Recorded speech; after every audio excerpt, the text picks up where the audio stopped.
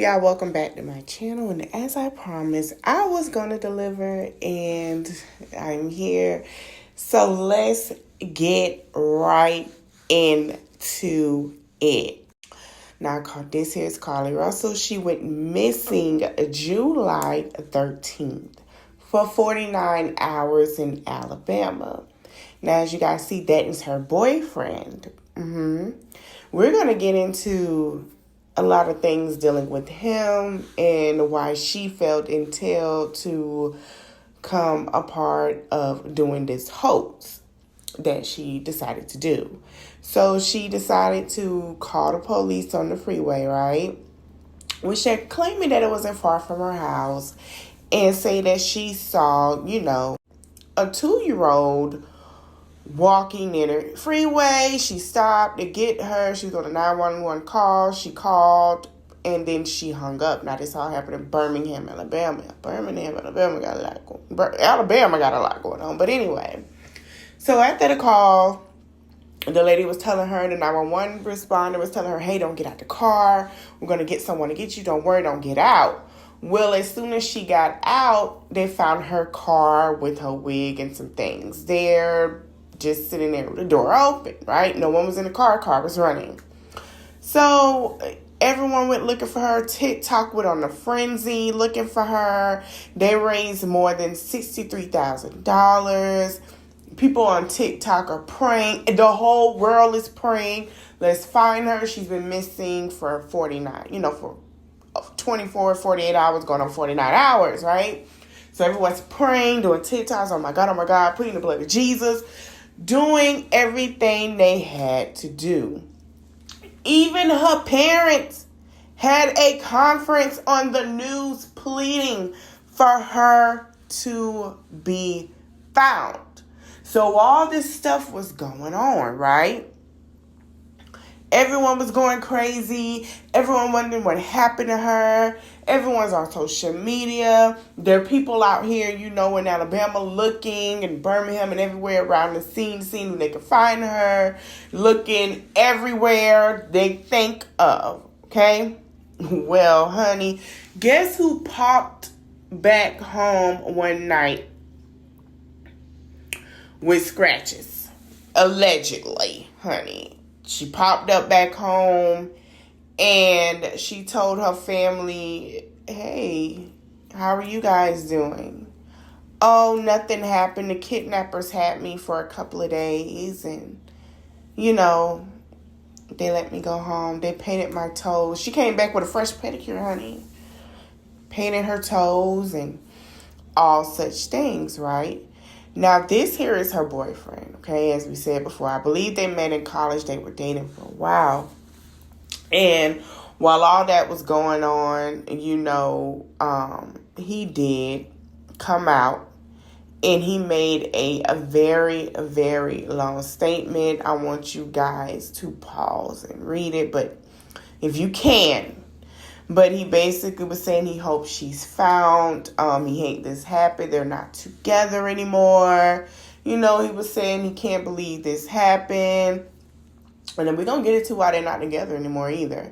They can't believe this happened. He was just wishing that she's found. Hope that she's okay still. It was very heartfelt to the community. To everyone in the community, I was like, oh, he posted pictures of them together, wrote his thoughts on Instagram, and, said that he'll do anything to help to find her if he could, things like that nature. Well, this was going on. Somebody reached out and was basically, you guys can pause, but allegedly said that there's nothing wrong with the girl, Carlee Russell. Nothing's wrong with her. This is what she typically does. There's a lot going on. Oh, they got the text messages. Oh, this and that. Something is always wrong with her. She done had mental episodes. And she's a nurse. Then come out to find out she's been stealing money from her job that was working at. Supposedly she was supposed to be going to school for nursing, okay? I guess she was working at, I think, a bank or something. Comment below if you guys remember what it was. And that she was stealing money and they fired her, right? Before the incident. Honey, that's the tea. So then all of that was going on. Everybody's looking like, okay. Then, more information started coming out. More things. Said that old boy had cheated on her with a stripper. Not a stripper. A stripper. And this was she wrote the girl. She said, "Be pleased. He told me everything you said about me. You thought I told him to say that I wasn't even with him. You're delusional if you think your little conversation was anything more than a convenience and the fact that he used you to get back at me out of anger. You want to talk about I don't compare to you on your worst day, girl? Bye. You're miserable. At least should be being a stripper to provide for a child. I've heard you were from multiple people, so not surprised. You don't know who your baby daddy is.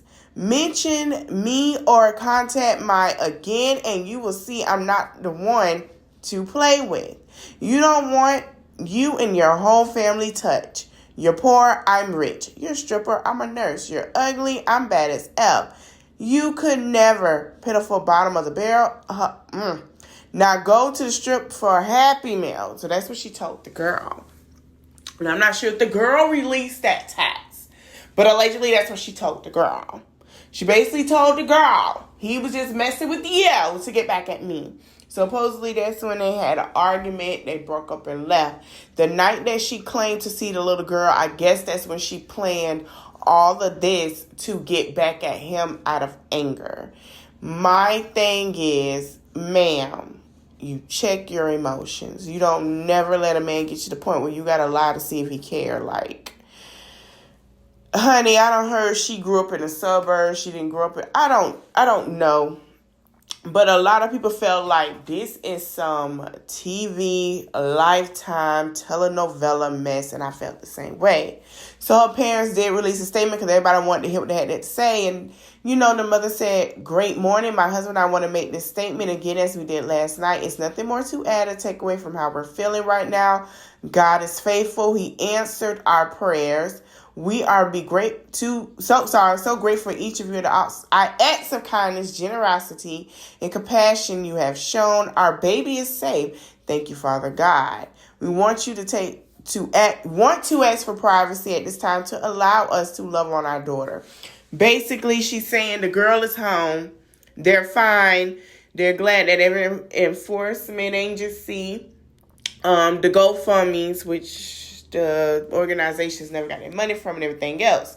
So the police did some digging, and the chief said that they got cell phone data showed that Carlee Russell traveled 600 yards during a 911 call. That's 6 football fields, he said. So basically, she was just around the vicinity after she did the 911 call, meaning Carlee Russell basically said she ran out to the woods, knew where she was going to go, planned this out, got a hotel room, would have got her toes done, gave herself a couple of days to cool down after this man because he pissed her that much off, and decided to sit here and act like she was kidnapped.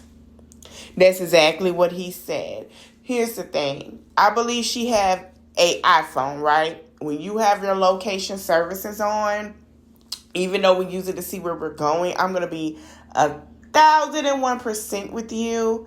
They're tracking every move you make. Okay? Google is the same. All these cell phones are doing it. They're tracking every move you make. The reason why they do that is just in case something happened so they can know. So this is where the timeline came in.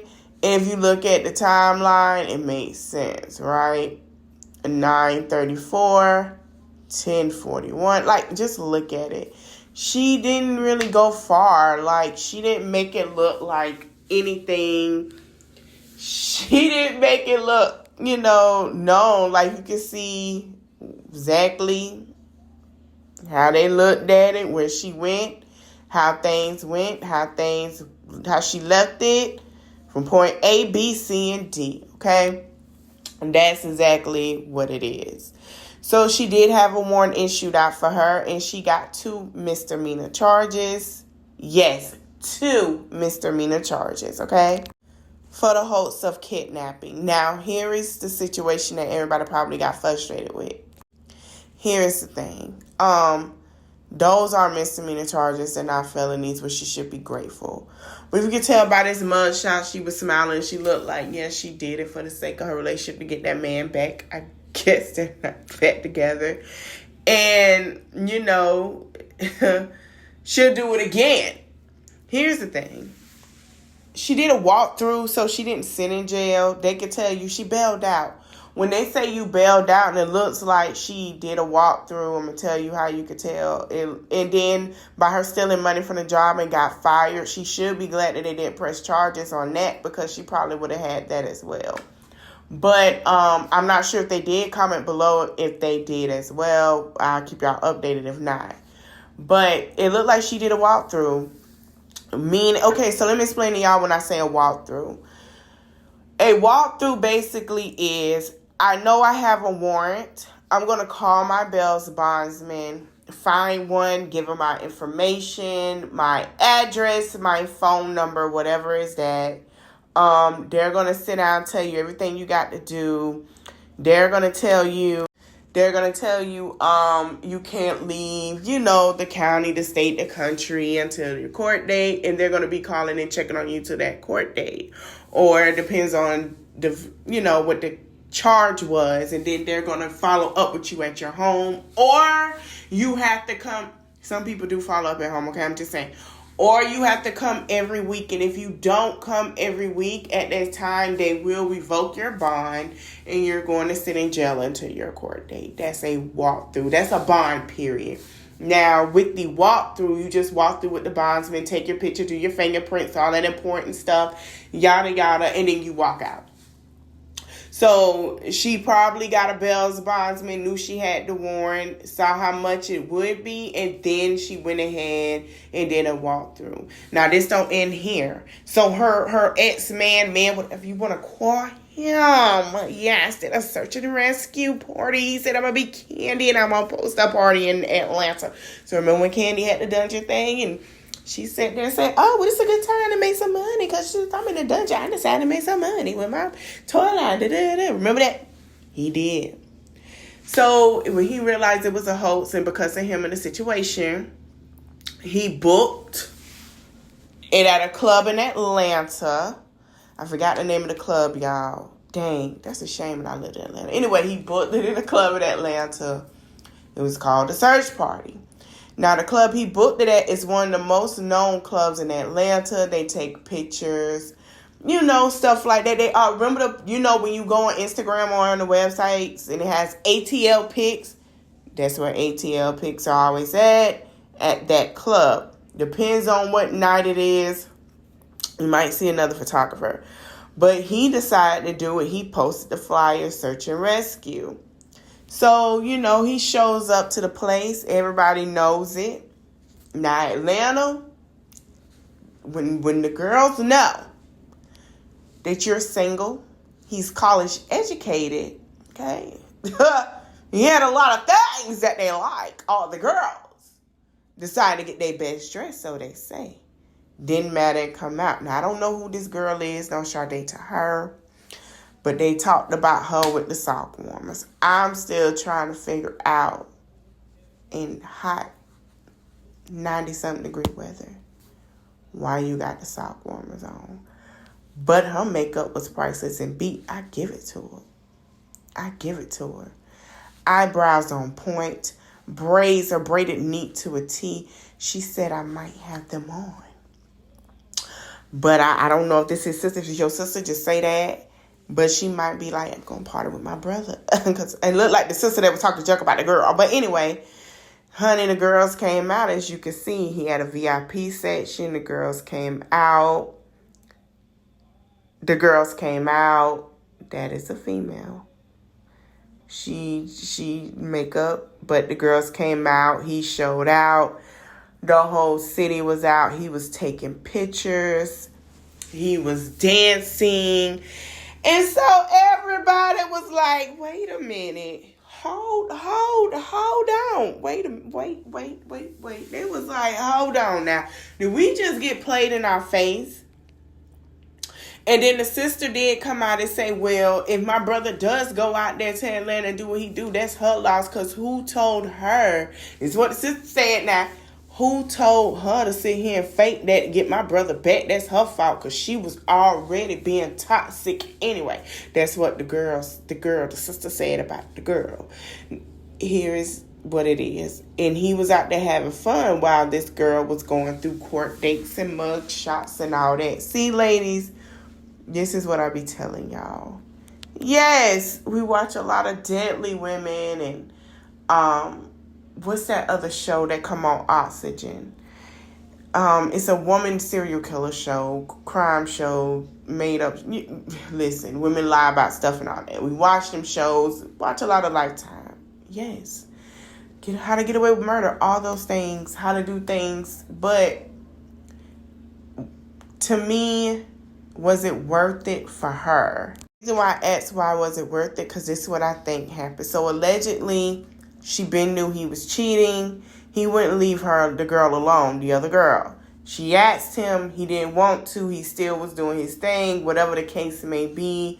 She found out if it wasn't her, it was somebody else. It wasn't his first rodeo. So she went to work. She already came up with an elaborate plan because he pissed her off.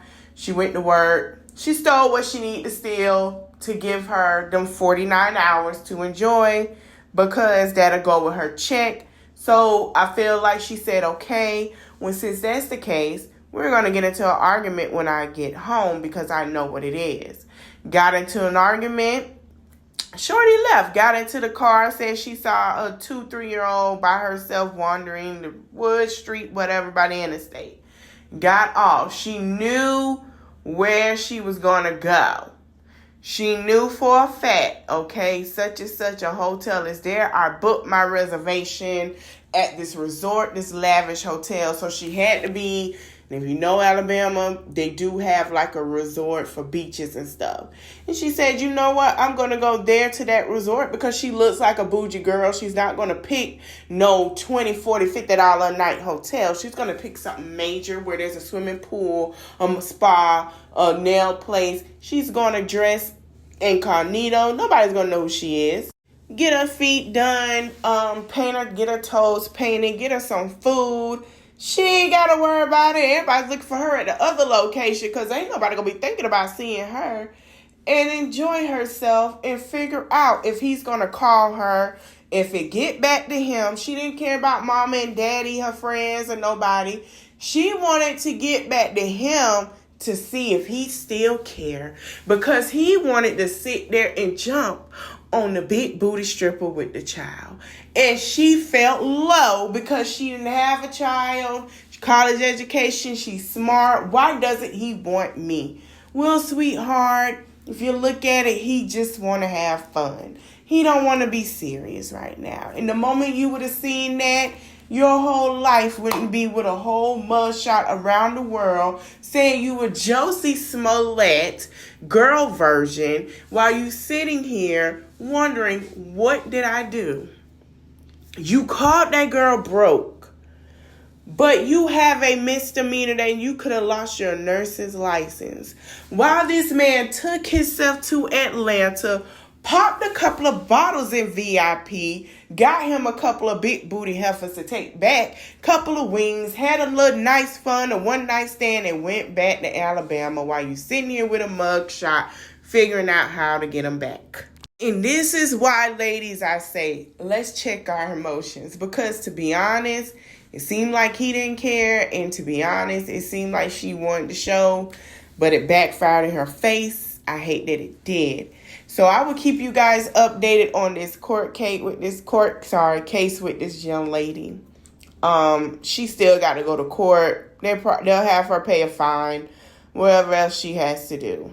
Repeat itself. Move it along, bring it across.